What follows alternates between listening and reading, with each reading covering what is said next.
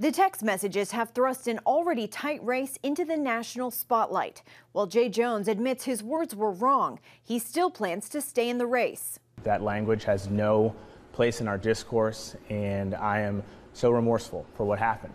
Jones sent the messages in 2022 when he was in Virginia's House of Delegates to Republican colleague Delegate Kerry Coyner.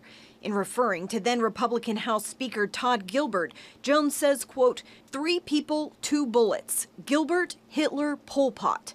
Gilbert gets 2 bullets to the head. He goes on saying, quote, spoiler, put Gilbert in the crew with the 2 worst people you know, and he receives both bullets every time. Coyner asked Jones to stop. He then later called her to further explain his reasoning, at one point suggesting that Gilbert's wife, Jennifer Wishon, should watch her 2 young children die in her arms so that Gilbert might reconsider his political views. Coyner then hung up on Jones. He again began texting, and when she pushed back, he responded, quote, I mean, do I think Todd and Jennifer are evil and that they're breeding little fascists? Yes. This is demented. And here we have the Democrat candidate running for Attorney General, the top cop in Virginia, wishing not only that he had 2 bullets to put in a guy's head, but then he wishes death on his children.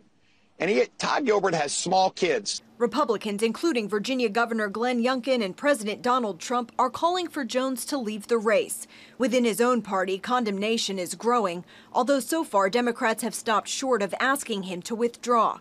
Democratic gubernatorial nominee Abigail Spanberger released this statement saying, quote, I spoke frankly with Jay about my disgust with what he said and texted.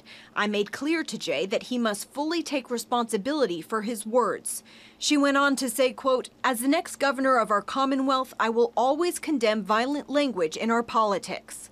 Editor and publisher of Inside Elections, Nathan Gonzalez, a CBN News contributor, says the Virginia election is critical for Democrats. This is the first opportunity that Democrats have to try to regain some ground that they lost in 2024.